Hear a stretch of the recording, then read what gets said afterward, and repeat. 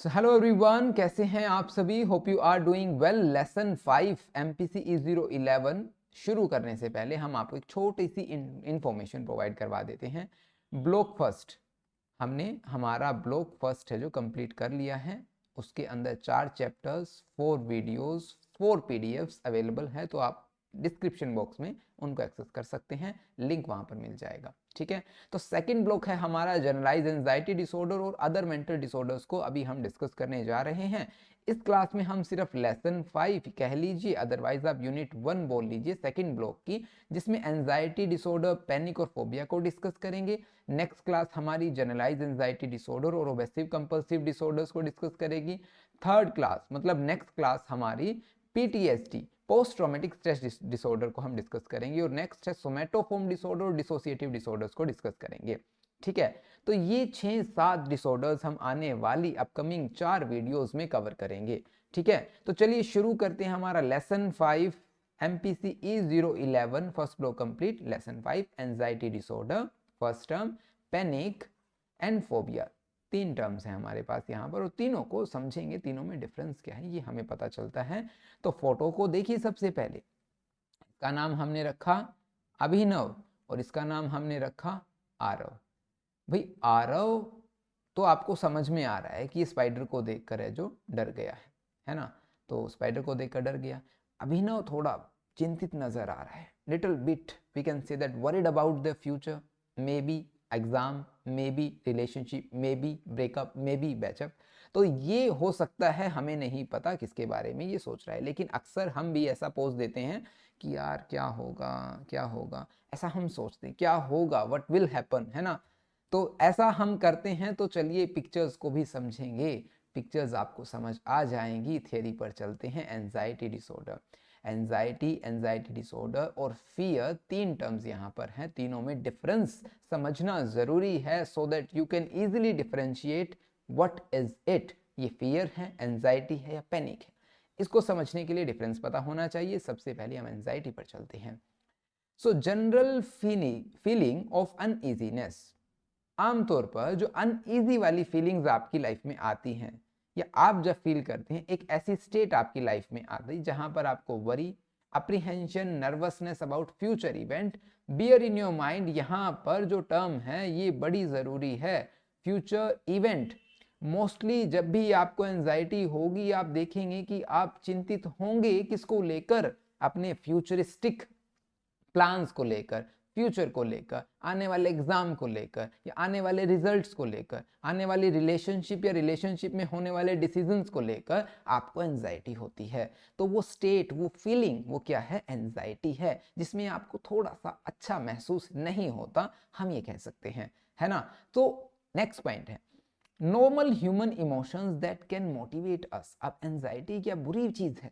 नहीं है, लेकिन आप लोगों की लाइफ में बहुत सारे ऐसे लोग रहे होंगे जिन्होंने कहा होगा यार I am feel little bit anxious, what I need to do, है ना, मुझे क्या करना होगा। तो हम कहते हैं कि एंजाइटी आपको चैलेंजेस से या आने वाले थ्रेट से फाइट करने की क्षमता प्रोवाइड करती है, कैपेबिलिटी देती है। आप सोच पाते हैं कि हमें इनसे बचकर रहना है, ये हमारे थ्रेट्स हो सकते हैं, यहाँ पर हमें और सावधानी की जरूरत होगी। तो एंजाइटी हमारे लिए पॉजिटिव भी है ना। वेग एंड डिफ्यूजन, हम ये कह सकते हैं एंजाइटी एक जनरल फीलिंग है ना। अनइजीनेस एक स्टेट है, हम ये कह सकते हैं।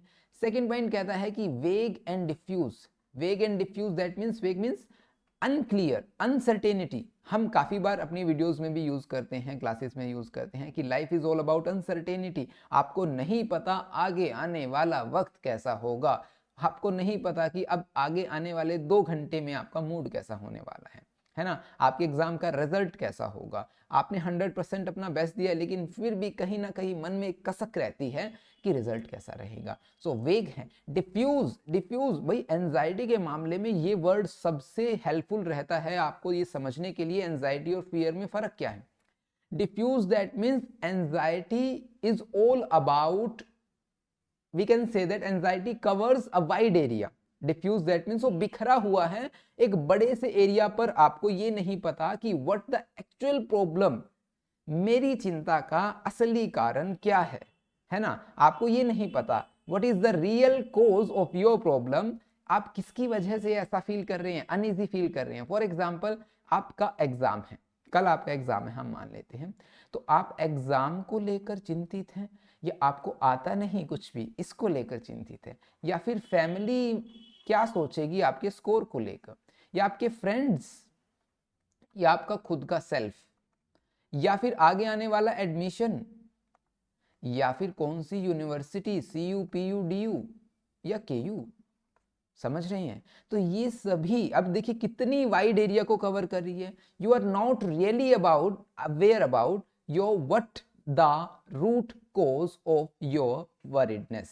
हम कह सकते हैं ऐसा कि इनमें से कौन सा स्पेसिफिक रीजन है जो आपको एक्चुअल में अनईजी फील करवा रहा है, एक्चुअल में जिसके बारे में आप चिंतित हैं। नहीं पता होता, कभी हम इसके बारे में सोचते हैं, कभी वहां पर स्विच हो जाता है, कभी वहां, कभी यहां, कभी वहां, ऐसे चलता रहता है। तो vague and diffuse, all about uncertainty and all about wide area को एंजाइटी कवर करती है।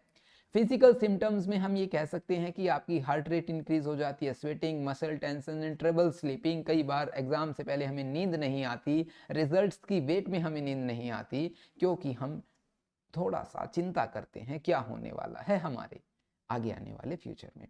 तो होपफुली यहाँ पर एंजाइटी आपको क्लियरली समझ में आ गया होगा क्या एंजाइटी है। अब हम बात करते हैं फियर की, ताकि आप डिफरेंस अभी कर सके। फियर को हम बोलते हैं भाई डर। लेकिन आपने देखा होगा कि मम्मा मुझे उस डॉगी से डर लगता है, मम्मा मुझे ना यहाँ इस गली में जाने से डर लगता है, या मम्मा मुझे उस टीचर से डर लगता है।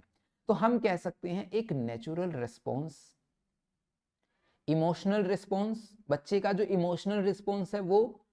अब फियर, हैप्पीनेस, सैडनेस सब इमोशंस में आएंगे, तो आप ये ध्यान रखना, डर लगना that means you are acting, तो आप रिस्पॉन्स करेंगे इमीडिएट थ्रेट के और डेंजर के अगेंस्ट, कि आपको लग रहा है कि आगे एकदम से आपको स्पाइडर, अभी यहां पर हमने फोटो में क्या देखा, फियर देखा, क्योंकि इन्होंने अचानक से स्पाइडर को देखा, ऊपर से स्पाइडर आ रही है और इनको देखा कि यार स्पाइडर, ओ माय गॉड, अब मुझे कैसे यहां से बचना होगा। तो नेचुरल रिस्पॉन्स जो वहां पर एक बच्चा कर रहा है, इमीडिएट थ्रेट, जो आने वाले अचानक से खतरे के रिगार्डिंग जब वो नेचुरल रिस्पॉन्स करता है, उसे क्या कहेंगे, डर।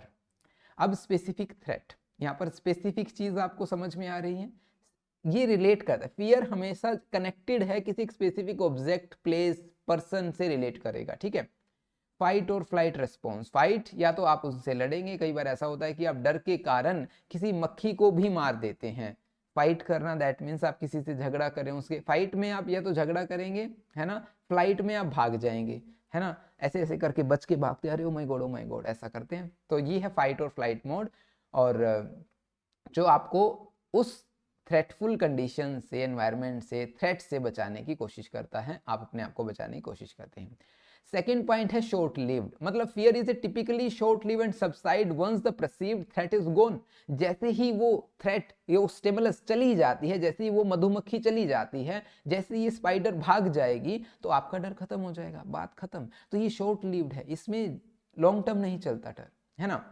Focused, fear is usually focused on specific object और सिचुएशन। हमने क्या कहा, हमेशा फियर कनेक्ट रहेगा किसी ना किसी इवेंट, पर्सन, प्लेस से, तो ये आपको पता होना चाहिए। तो ये फोकस्ड है ना, एंजाइटी की तरह डिफ्यूज नहीं है, पूरी तरह बिखरा हुआ नहीं है, यहाँ पर आपको पता है कि आपको किस चीज से डर लगता है। अंडरस्टैंड। अब देखिए मैं एक बार फिर से आपको बताता हूं डिसऑर्डर कब बन जाता है। दैट मीन्स आपका एंजाइटी, अभी हम डिस्कस करने जा रहे हैं, we are going to discuss anxiety disorder, and when your anxiety convert into anxiety disorder, क्या कब आपको पता चलता है। तो एंजाइटी हमने पढ़ा, अनइजीनेस, एक्सेसिव, अनकंट्रोलेबल, ये तो हमारे फीचर्स हो जाते हैं। एक सिंपल डेफिनेशन में आपको समझाता हूं भाई, जब आपकी चिंताएं, जब आपको ये जो फ्यूचर से रिलेटेड जो प्रॉब्लम्स, ये जो थिंकिंग आती है ना, ये इतनी एक्सेस हो जाए, इतनी एक्सेस हो जाए कि आपकी डेली फंक्शनिंग अफेक्ट हो जाए। अंडरस्टैंड। डिसऑर्डर कोई भी हुआ, इमोशन, फियर, पैनिक, ये सब कुछ नॉर्मल है, एवरीथिंग इज नॉर्मल अनटिल और अनलेस ये आपकी लाइफ को अफेक्ट ना करे, आपकी डेली रूटीन को अफेक्ट ना करे। अगर इन्होंने अफेक्ट करना शुरू कर दिया तो वो क्या होगी, अब नॉर्मल कैटेगरी में आ जाएगी, और अब नॉर्मल कैटेगरी में आने पर हमने क्या पढ़ा था अभी तक, कि वो डिसऑर्डर में कन्वर्ट हो जाती है। तो चलिए थियरी से पढ़ते हैं और समझते हैं क्या कहेंगे। सो एंजाइटी डिसऑर्डर, excessive, uncontrollable, पहला feature. When anxiety become excessive, that means when your anxiety cross your normal limit, मतलब हमारी लिमिट्स को क्रॉस कर दे, एक्सेसिव अमाउंट में हो जाए, परसिस्टेंट, लगातार, कंसिस्टेंटली चल रही है, पिछले 6 महीने से 7 महीने से आप ऐसा ही फील कर रहे हैं, इंटरफेयर विद डेली लाइफ, आपकी डेली लाइफ को अफेक्ट किया जा रहा है, सो एंजाइटी डिसऑर्डर में कन्वर्ट हो जाएगी. Very simple. So okay, next, disproportionate to the threat. Disproportionate to the threat, ये बात ध्यान रखना, डिसप्रपोर्शन होना दैट मींस आपका एक्चुअल थ्रेट है जो, उससे कहीं ज्यादा आप सोच रहे हैं. फॉर एग्जांपल, आप डॉगी से डरते हैं. फॉर एग्जांपल यहां पर आरव है, ठीक है. अब आरव एक डॉग से डरता है. अभी डॉग बना लेते हैं भाई, कैसे बनता है, चलो जो भी है, मुझे तो ये डॉग नहीं नजर आ रहा, चलो जो भी है, ये डॉग है, इससे डरता है. लेकिन ये डॉग से डरने के साथ साथ ये क्या सोच रहे हैं, अरे ये तो कहीं मुझे खा ना जाए, मतलब मेरी बोटी बोटी खा जाएगा, मुझे नीचे लेटाकर खा जाएगा. ये क्या है, क्या ये आपको रियलिस्टिक लग रहा है? हाँ, हो सकता है ये काट ले, ये डर बिल्कुल रैशनल है, आप इनसे थोड़ा बचकर चले, लेकिन ये डॉग नहीं है. पहली बात तो जो भी है भाई, ये आप इसको एक एनिमल समझे, जिससे कि आप आरव को डर लगता है कि इसको खा जाएगा, ठीक है. So people with anxiety disorder में experience intense anxiety trigger by situation that may not pose a real danger, जो कि वास्तविक नहीं है. आप इमेजिन कर रहे हैं कि ऐसा हो गया तो क्या होगा, ऐसा हो गया तो क्या होगा, और इस होना ना होने वाली जो कश्मकश में आपकी जो एंजाइटी है, वो एंजाइटी डिसऑर्डर में कन्वर्ट हो जाएगी. इसीलिए कहा जाता है कि रेशियो, जो प्रोपोर्शन है, वो बराबर होनी चाहिए, कि आपको जो डर लग रहा है वो वैलिड हो, इनवैलिड ना हो, ठीक है. नेक्स्ट है क्लिनिकल डायग्नोसिस, मतलब anxiety disorder require a formal diagnosis from mental health professional. ये तो पता ही है कि ऐसे किसी को नहीं हम कह सकते कि इनको एंजाइटी डिसऑर्डर है, वो मेंटल हेल्थ प्रोफेशनल ही बताएगा कि whether that person is suffer from anxiety और नॉट. ओके, सो चलिए नेक्स्ट हमारे पास एक समरी है, हम ये कह सकते हैं 2 लाइनें हैं. एंजाइटी एक जनरल फीलिंग है, वरी ऑफ अनइजीनेस, जबकि फियर स्पेसिफिक रिस्पॉन्स है, परसीव्ड थ्रेट, जो भी थ्रेट हमें लगता है उसके रिगार्डिंग हम जब इमोशनल रिस्पॉन्स करते हैं स्पेसिफिक ऑब्जेक्ट से रिलेटेड, उसको फियर कहेंगे. और जनरल फीलिंग, आमतौर पर जो हम सोचते हैं, जो चिंताएं होती है, वो एंजाइटी में आ जाती हैं. Anxiety disorder clinical condition characterised by excessive and uncontrollable anxiety and fear is normal emotional response consider किया जाता है. ये दोनों डिफरेंस ऊपर से निकाले गए हैं, दैट्स इट, और भी कुछ नहीं है. सो आपको 2 टॉपिक समझ में आ गए. सो पैनिक अटैक पर चलते हैं. पैनिक अटैक पर देखिए कितनी दमदार आपको पिक्चर नजर आ रही है. यहाँ पर ये हार्ट पाउंडिंग हो रहा है, इनको मतलब ऐसा लग रहा है किसी ने इनका गला दबा दिया है. यहाँ पर हो सकता है इनको इचिंग जैसा महसूस हो रहा है, मुझे हेडेक हो रहा है, मैं बेहोश हो रहा हूँ यहाँ पर, और यहाँ पर इनको भूत वगैरह भी नजर आ रहे हैं. तो इतने सारे सिम्टम, तो चलिए समझते हैं पैनिक अटैक क्या होता है. तो panic attack is a sudden episode of intense fear और anxiety. Listen, before discussing panic attack और before going through the theory, हमें एक समझना है पैनिक क्या होता है. कि डोंट पैनिक बेटा, डोंट पैनिक. जब कोई बच्चा अचानक से घबरा जाता है, ऐसा होता है ना कि उसकी हार्ट बीट बढ़ जाती है, पसीना आ रहा है, तो हम उसके हाथों को मलते हैं ऐसे, तो हम कहते हैं बेटा डोंट पैनिक, सब कुछ ठीक हो जाएगा, सब कुछ ठीक हो जाएगा. तो ऐसा कुछ कभी आपने आपकी लाइफ की इवेंट में देखा है? तो चलिए अब हम डिस्कस करते हैं थियरी को. तो ये पैनिक अटैक सडन एपिसोड, ये बात ध्यान रखना, सडन एपिसोड, आपको अचानक से, आपको नहीं किसी भी एक पर्सन को अचानक से फियर एंजाइटी दोनों ही आ जाएं, come on quickly and reach its peak with in 10 to 15 minutes के मामले में ही, इतने दरमियान, इतने ही टाइम में वो उसके हम कहें एक्सेसिव लेवल पर, बिल्कुल पीक लेवल पर पहुंच जाए. अब ड्यूरिंग पैनिक अटैक एक person may feel there losing control, उनको लग सकता है कि उनका वो आउट ऑफ कंट्रोल हुए जा रहे हैं, ठीक है. उनको यहां तक लग सकता है कि बस अब उनकी मौत होने वाली है, अब तो भाई तुम गए काम से, ऐसा उनको लग सकता है जिनको पैनिक अटैक से जो सफर कर रहे हैं, ठीक है. तो the symptoms are mostly physical and can be frightening, often mimicking serious condition like heart attack. So हो सकता है वहां पर फिजिकल सिम्टम्स के दौरान इतने भयावह कंडीशन, हम कहीं इतनी डरावनी कंडीशन वहां पर बन जाती है कि देखने वाले को लगेगा कि गायब, और हो सकता है उस पर्सन जो सफर करे उसको हार्ट अटैक आ जाए. तो कुछ फीचर्स हैं पैनिक अटैक्स के जो हम डिस्कस करने वाले हैं. सडन ऑनसेट, पहला फीचर, ये कभी भी कहीं भी, इसका कोई ऐसा नहीं है कि अब होने वाला है, अभी हमें पता चल जाएगा नहीं। Sudden onset panic attack normally happen unexpectedly without any obvious trigger, नहीं पता कहाँ होगा। सेकंड, इंटेंस फियर और एंजाइटी, ठीक है, अभी हमने क्या कहा, इंटेंस फियर और एंजाइटी, अचानक से feel extreme terror often with the fear of dying, going crazy, losing control, उनको लगेगा कि अब बस खत्म कहानी, आज तो हम बस गए भाई, पागलों वाला हाल हो जाता है, ठीक है। तो नेक्स्ट है जो हमारे पास सिम्टम्स, हम सिम्टम्स डिस्कस करते हैं। Palpitation that means heart pound होना, इतनी तेजी से हार्ट बीट इंक्रीज हो जाना, अगर कभी आपने फील किया तो हमारे साथ शेयर करें आपका एक्सपीरियंस। स्वेटिंग, पसीना आना, ट्रेमलिंग, कांपना, शॉर्टनेस ऑफ द ब्रीथ, दम घुटना, सांस छोटी हो जाना, ऐसा लगना कि मुझे सांस नहीं आ रहा, इस तरह की जो फीलिंग्स होना, छाती में पेन होना, chest pain, discomfort, nausea, feeling of vomiting we can say that, या स्टम, पेट में गड़बड़ महसूस होना, डिजीनेस, चक्कर आना हम कह सकते हैं, या बेहोश होने की, आप बिल्कुल कारागार नहीं बोलते, कगार पर बोलते हैं, बिल्कुल एंड पर है कि आपको लगता है कि अब बस मैं तो गया, बेहोश होने वाला हूँ। चिल्स और हॉट फ्लैश, एकदम से गर्मी या ठंड लगना, टिंगलिंग इन फिंगर और टो, जिसको पैरास्थीसिस बोलते हैं, जैसे कि चुभन होती है कई बार हमारी बॉडी में, तो उसको टिंगलिंग बोल सकते हैं। चोकिंग सेंसेशन, दम घुटने वाला फील होना, चोकिंग दैट मीन्स, है ना।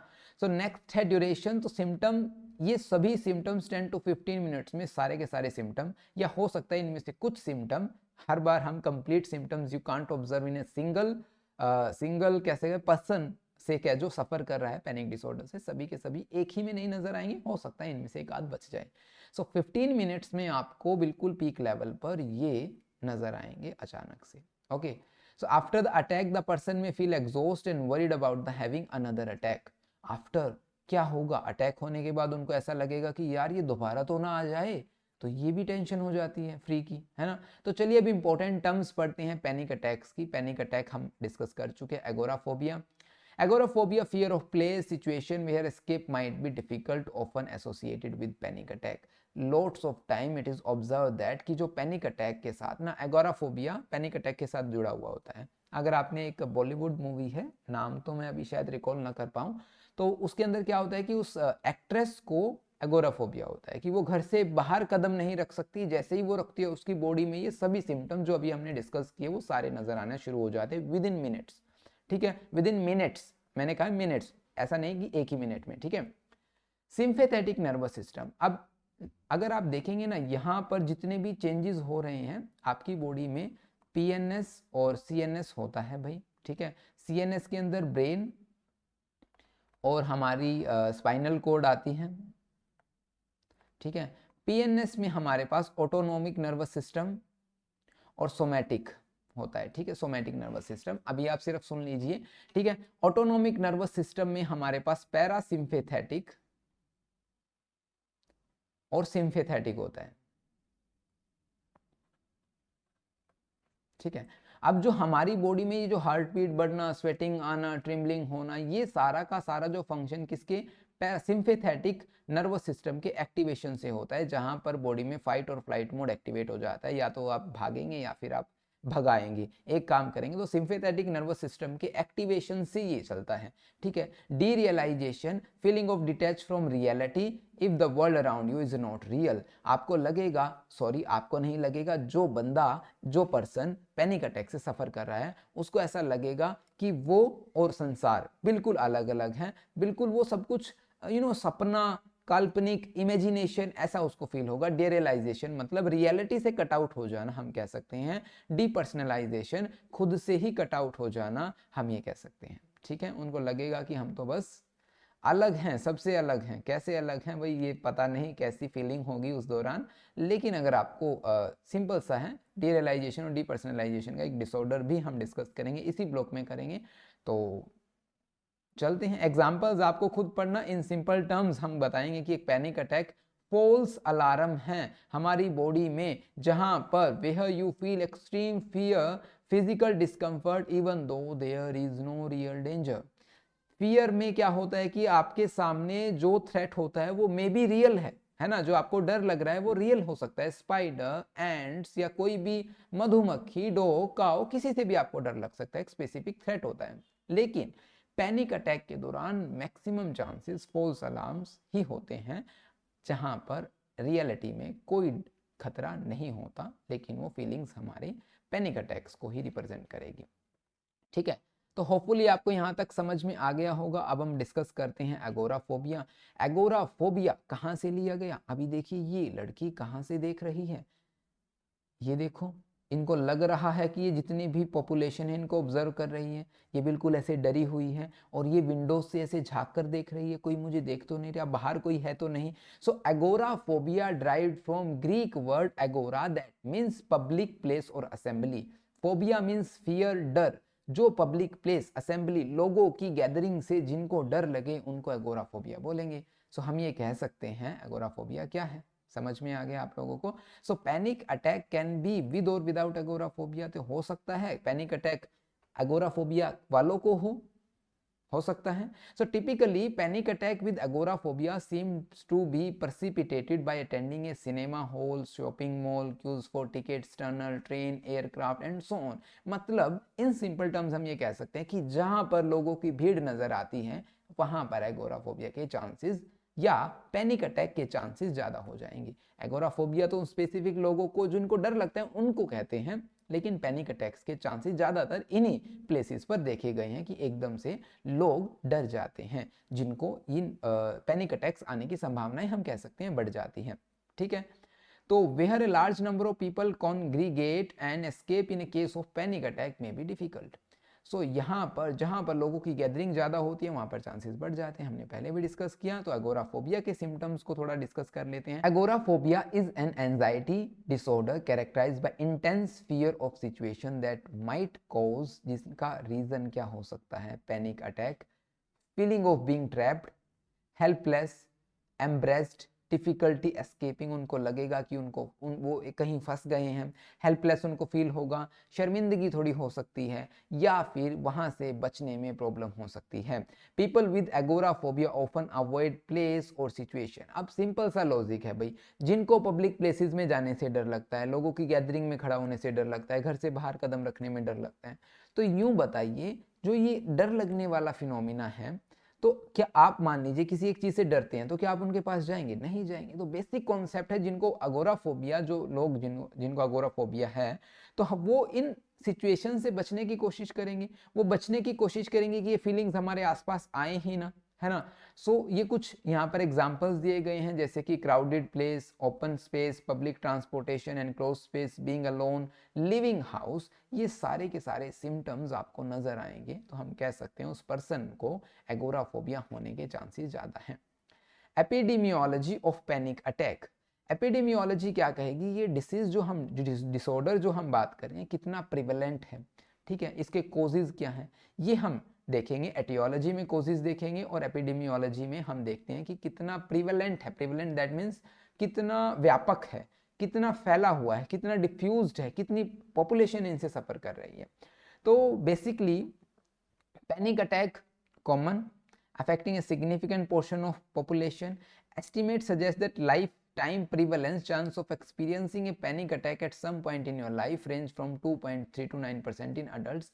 2.3 to 9% इसके अंदर प्रिवेलेंस नंबर जो परसेंटेज बताई गई है कि अडल्ट में इतने परसेंट लोग हैं जिनको चांसेस होते हैं कि उनकी लाइफ में पैनिक अटैक्स आ जाए।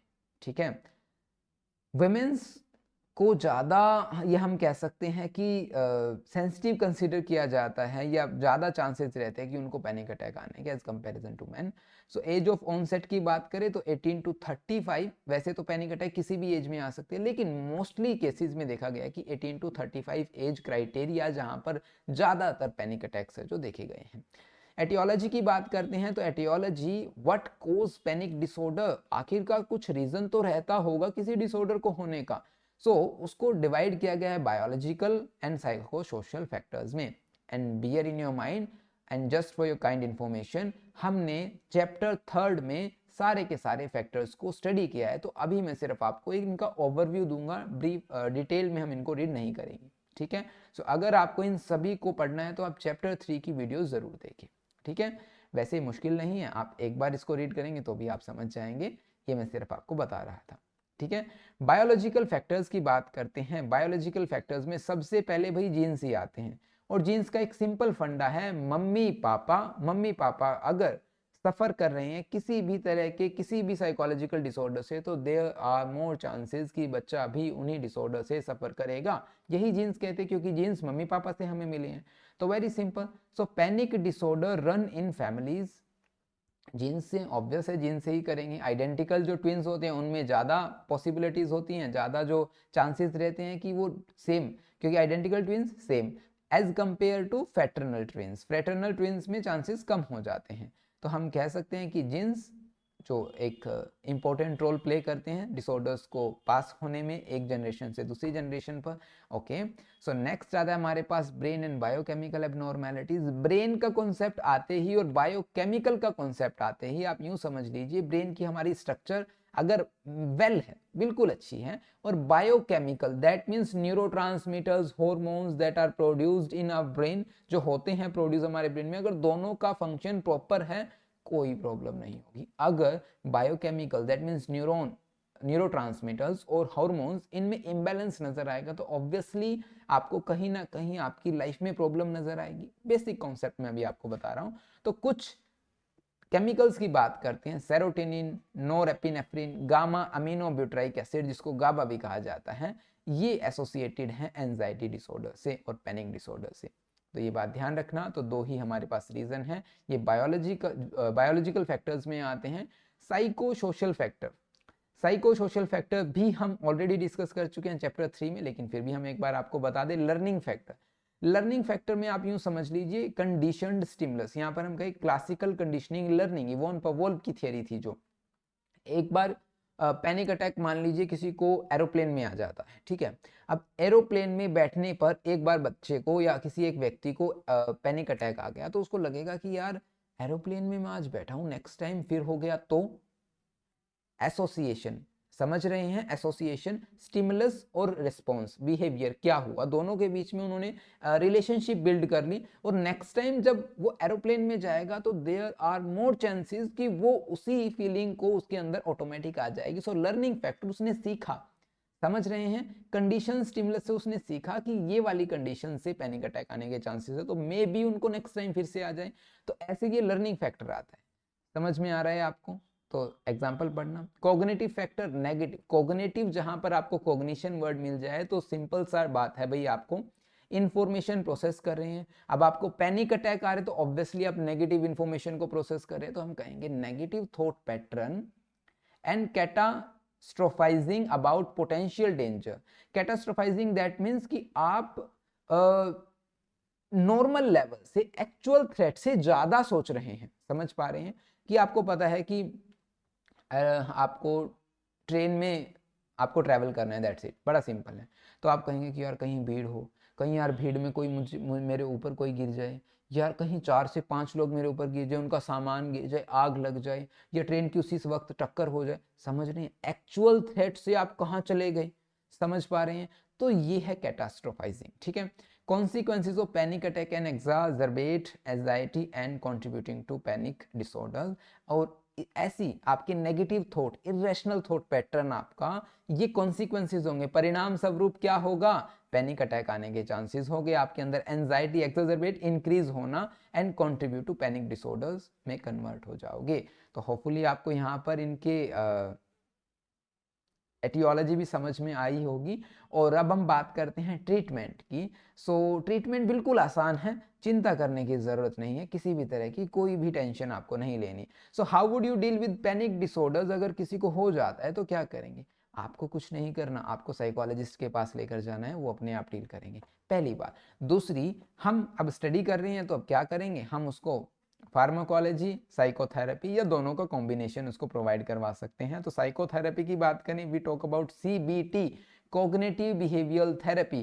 कॉग्निशन आ गया, that means thought, information process करना, सीधा सा मतलब है। नेगेटिव थॉट्स हमने पढ़ा, रूट कोज था, तो हम नेगेटिव को चेंज कर देंगे पॉजिटिव में, वही कॉग्निटिव बिहेवियरल थेरेपी। अगर थॉट प्रोसेस चेंज हो जाती है, कॉग्निशन या कॉग्निटिव हम क्या कहेंगे, behavioural pattern, sorry behavioural pattern नहीं कहेंगे, इंफॉर्मेशन को रिसीव प्रोसेस करने में अगर हम नेगेटिव की जगह पॉजिटिव को रिप्लेस कर देते हैं, कॉग्निटिव पैटर्न को बदलने की कोशिश करते हैं, तो definitely there is no doubt कि उनका बिहेवियर भी चेंज होगा।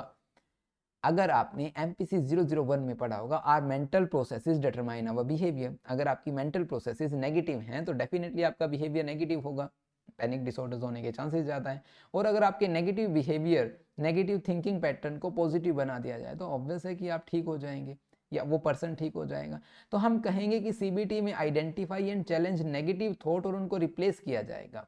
अब CBT में टेक्निक्स बहुत सारी हैं भाई, अभी हम सिर्फ ब्रीफ डिस्कशन कर रहे हैं। तो एक ही एक्सपोजर थेरेपी हम ग्रेजुअली उनको एक्सपोज करते। पहले हम कहेंगे कि एक छोटी स्पाइडर को दिखाएंगे, पिक्चर्स नकली वाली पिक्चर्स दिखाएंगे, फिर असली पहले कंप्यूटर पर दिखा दी, फिर फोटो उनके हाथ में थमा दी, हमने देखो। तो एक्सपोजर थेरेपी ग्रेजुअली एक्सपोज होगा और ग्रेजुअली उसके अंदर जो थिंकिंग पैटर्न में चेंज आएगा। ठीक है। Medication, anti depressant medications use करते हैं जो साइकेट्रिस्ट हैं, वही जो मेडिकेशंस है, जो आपको दवाएं जो प्रेस्क्राइब करेंगे वही साइकोलॉजिस्ट नहीं कर सकते, ये बात ध्यान रखना। सो SSRI serotonin, selective serotonin reuptake inhibitor जो मोस्टली यूज की जाती है। एंजियोलाइटिक्स, एंटी एंजाइटी ड्रग, एंजाइटी होने से जो हमें बचाती है, हम ये कह सकते हैं ट्रांक्विलाइजर्स, बेंजोडाइजेपाइन और ड्रग्स लाइक एल्प्राजोलम और क्लोनाजेपम। तो ये कुछ ड्रग्स हैं जो साइकोथेरेपी के साथ साथ है जो यूज़ किए जा सकते हैं। ठीक है। ये किसी भी एक पर्सन के मूड को स्टेबलाइज करने में हेल्प करते हैं। एडिशनल ट्रीटमेंट ऑप्शंस क्या हैं? Relaxation technique, lifestyle changes, support group. Relaxation technique में आप डीप ब्रीदिंग का यूज़ कर सकते हैं, muscles relaxation, progressive muscles relaxation का यूज़ कर सकते हैं, माइंडफुलनेस मेडिटेशन कि आप प्रॉपरली सोच रहे हैं कि आप क्या सोच रहे हैं। ठीक है। ये इस तरह की जो कुछ टेक्निक हैं रिलैक्स होने की, सबसे बेस्ट मुझे जो लगती है वो डीप ब्रीदिंग लगती है। डीप ब्रीदिंग काफ़ी हद तक बहुत कुछ रिलैक्स कर देती है। ठीक है। लाइफ स्टाइल चेंज करना, दैट मीन्स आप रेगुलर एक्सरसाइज कर रहे हैं, प्रॉपर स्लीप ले रहे हैं, बैलेंस डाइट ले रहे हैं, समझ पा रहे हैं। लाइफ स्टाइल को चेंज करें, काफ़ी कुछ चीज़ें चेंज हो जाती हैं। सपोर्ट ग्रुप, जो लोग समझते हैं, who understand what you are going through, can be a source of support and encouragement। जो लोग आपकी प्रॉब्लम को समझते हैं, अगर आप उनके साथ ज़्यादा टाइम स्पेंड करेंगे तो ऑब्वियस है कि आपको अच्छा महसूस होगा। तो ये थे हमारे पास treatment for panic disorder. Hopefully आपको यहाँ पर ये टॉपिक कवर हो गया, अच्छे से समझ आ गया होगा। नेक्स्ट जो टॉपिक है हमारा फोबिया का है। फोबिया क्या कहता है और सिम्टम्स और क्लिनिकल फीचर्स क्या हैं, ये हम डिस्कस करते हैं। तो अभी हमने फोबिया देखा, एक एग्जाम्पल हमने देखा एगोराफोबिया का। ठीक है। Fear of place, fear of peoples, social environment हम कह सकते हैं, है ना। सो फोबिया क्या है? एक इंटेंस और इरेशनल, ध्यान से सुनना, irrational of a specific object, situation और एक्टिविटी। फियर में आप रियल थ्रेट से डर रहे हैं, फोबिया में इरेशनल फियर, बिना तर्क वाला, स्पेसिफिक ऑब्जेक्ट, सिचुएशन, एक्टिविटी से हो सकता है। मे बी वो आपको, हम ये कहेंगे कि रियल नहीं है ना। फियर में रियल है, एंजाइटी जनरल फीलिंग है। तो इतना आपको पता चला डिफरेंस क्या है। So this fear is excessive, out of proportion to the actual threat. Same definitions आपको यहाँ पर लगेगी। ठीक है। So people with phobia often go to great lengths to avoid their phobic triggers which can significantly impact their daily lifes. अब obviously जिनको agoraphobia है वो घर से बाहर नहीं निकलेंगे। और मुझे बताइए, क्या घर से बाहर ना निकलना क्या सॉल्यूशन है? क्या उनकी लाइफ इफेक्ट नहीं होती? क्या वो डिपेंडेंट नहीं होते किसी पर कि तुम मेरे लिए सामान ले आओ या तुम मेरे पास रहो? क्योंकि मुझे घर से बाहर अकेले रहने में किसी को डर लगता है तो हमेशा किसी को साथ रहना पड़ेगा। तो ये फोबियाज क्या उनकी डेली लाइफ को अफेक्ट नहीं करते? और अगर करते हैं तो ये डिसऑर्डर्स नहीं बन गए? बिल्कुल बन गए। तो चलिए समझते हैं कुछ physical symptoms. Increase heart rate, sweating, shortness of breath, dizziness, nausea, chest pain, trembling, feeling choked, feeling detach from reality, derealization. तो ये सिम्टम्स अभी बार बार नहीं बताने की ज़रूरत होगी, होपफुली आप समझ जाएंगे। मेंटल सिम्टम्स में intense fear, feeling of impending doom and panic attack, feeling of losing control, urges to escape, तो ये सिम्टम्स हो जाते हैं। क्लिनिकल फीचर्स की बात करते हैं। Clinical features as per DSM-5 के अकॉर्डिंग हम देखते हैं कि पहला फीचर्स है एक्सेसिव एंड अनरीजनेबल फियर। देखिए डिफरेंस बहुत बहुत बहुत माइन्यूट सा है, हम कहेंगे बिल्कुल छोटा सा है। तो fear is out of proportion to the actual threat posed by the object और सिचुएशन। से एक्चुअल थ्रेट की बजाय आप एक्सेसिव अनरीजनेबल फियर आपसे जो सोच रहे हैं, जैसा कि हमने अभी डॉगी वाला एग्जाम्पल लिया, ट्रेन वाला एग्जाम्पल लिया, तो वो एग्जाम्पल्स बिल्कुल फिट बैठेंगे। नॉर्मल फियर होना बिल्कुल लाजमी है, लेकिन वो एक्सेसिव है, अनरीजनेबल है, डिस्प्रपोर्शनेट है, तो वो आपको फोबिया की कैटेगरी में डाल सकता है। Second, immediacy of fear triggered immediately upon exposure to phobic stimuli. For example, अचानक से 4-5 लोग नजर आए, गोराफोबिया वाले डर जाएंगे, अरे ओ माय गॉड, अचानक से उनको पैनिक अटैक आने के चांसेस बढ़ जाते हैं। समझ रहे हैं? Immediate fear, immediacy of fear. Third, avoidance behaviour. Behaviour avoidance, that means वो उन सिचुएशन से, उन कंडीशन से, उन एनवायरमेंट से, उस स्पेसिफिक स्टिमुली से बचने की कोशिश करेंगे, हमेशा डोर लॉक रखेंगे, कोई अंदर नहीं आना चाहिए, और दरवाजों से देखेंगे, देखने भर से उनको डर लग सकता है। बिल्कुल ठीक है। नेक्स्ट, फॉर सिग्निफिकेंट डिस्ट्रेस और इम्पेयरमेंट। अब डिस्ट्रेस हमने पहले भी बताया, जो नेगेटिव स्ट्रेस होता है वो, इम्पेयरमेंट जो कमी आ जाना, उनसे उनकी daily life, work life, social relationship क्या नहीं अफेक्ट होगा भाई? बिल्कुल होगा। Fifth, duration at least 6 month. अब यहाँ पर कम से कम 6 महीने की ड्यूरेशन होनी ही होगी ये प्रिडिक्ट करने के लिए कि उनको ये डिसऑर्डर है या नहीं है। अगर हम टाइप ऑफ फोबियाज की बात करें तो कुछ स्पेसिफिक फोबिया होते हैं। फियर ऑफ हाइट, उसको एक्रोफोबिया बोला जाता है। Fear of enclose space, claustrophobia बोला जाता है। फियर ऑफ स्पाइडर्स, अरेक्नोफोबिया बोला जाता है। Fear of situations where escape might be difficult, उसे एगोराफोबिया बोला जाता है। Social phobia, fear of social situation. अगर हम ओडिफियोफोबिया भी है जिसको फियर ऑफ स्नेक बोला जाता है। नोमोफोबिया भी होता है। क्या होता है? नोमोफोबिया, शायद आपने ये पहली बार सुना होगा। नोमोफोबिया, इसको लिखते हैं fear of being without mobile phone. अभी देखिए, ये एग्जाम्पल अभी मैंने इसलिए लिया है क्योंकि हम आपको अभी प्रिवेलेंस में समझाने की कोशिश करेंगे। नोमोफोबिया आप में से कितने ने सुना था? एगोराफोबिया तो बेसिकली आप लोगों ने सुना होगा कि हाँ भाई, लोगों को सोशल सिचुएशन से या पब्लिक प्लेसेस में जाने से डर लगता है। लेकिन नोमोफोबिया, ओडिफियोफोबिया या एक्वाफोबिया, एक्वाफोबिया होता है भाई एक, एक्वाफोबिया, फियर ऑफ वाटर। ठीक है, fear of water. Nomophobia, fear of being without mobile phone. मैंने यहाँ विद लिखा है तो इसको विदाउट कर लीजिए भाई, विदाउट मोबाइल फोन। कॉम्प्लेक्स, ये तो स्पेसिफिक फोबिया की एक बेसिक सी चीज है, एक सिंपल चीज है हमारे पास कि हमारे पास फोन नहीं है, हमें उनसे डर लग रहा है। ठीक है, पब्लिक प्लेस से डर लग रहा है, स्पाइडर से डर लग रहे हैं, सांप से डर लग रहा है, ये हो गया। कॉम्प्लेक्स में क्या होगा? Blood injection injury. तीन चीजें एक साथ है, ब्लड से भी उनको डर है, इंजरी से भी डर है, इंजेक्शन से भी डर लगता है और इंजरी से भी डर लगता है। तो ये तीनों कॉम्प्लेक्स फोबियास की कैटेगरी में आते हैं। तो समझ रहे हैं, एक से ज्यादा चीजें जब जुड़ जाती हैं तो वहां पर हम कहेंगे कॉम्प्लेक्स कैटेगरी में आ जाते हैं। ठीक है। एपिडेमियोलॉजी की बात करते हैं तो all phobias are equal prevalence, not all. सभी का मतलब ऐसा नहीं है कि सारे के सारे इक्वली डिस्ट्रीब्यूटेड हैं, इक्वली डिफ्यूज्ड हैं, इक्वली सेपरेट हैं, हर जगह आपको ये मिलेंगे, ऐसा कुछ नहीं है। नॉर्मली सोशल फोबियाज है वो मोस्टली कॉमन है as comparison to specific phobia. Social phobia आपको कॉमन नजर आएगा, वहां पर पैनिक अटैक्स भी आपको देखने को मिल सकते हैं। लेकिन स्पेसिफिक फोबिया, जैसे कि आप में से कितनों ने सुना था कि नोमोफोबिया भी होता है, एक्वाफोबिया भी होता है, और क्या कहें, और चलो ये बहुत है एग्जाम्पल। नोमोफोबिया मुझे बेस्ट लगता है क्योंकि मैंने जब पहली बार सुना मुझे लगा कि यार ये भी क्या, ये भी होता है क्या। तो मे बी आपको भी ऐसा ही लगा होगा कि यार फोन ना होने से किसको ही डर लगता होगा, लेकिन शायद आजकल लगता है। So while specific phobia estimated to be around 4.5% और सोशल फोबिया 11%। तो यहाँ से सिंपल कंपेरिजन से आपको पता लग रहा होगा कि 11%, दैट मीन सोशल फोबिया ज्यादा है as compare to specific phobia.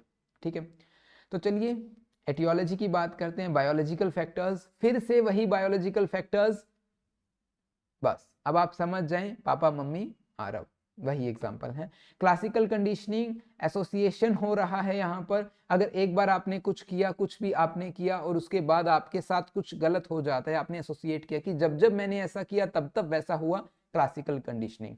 ठीक है, अगर आपको फिर भी ना समझ में आए तो आप कमेंट सेक्शन में जरूर पूछिएगा, हो सकता है आप पहले यहीं से वीडियोस देखना शुरू कर रहे हैं।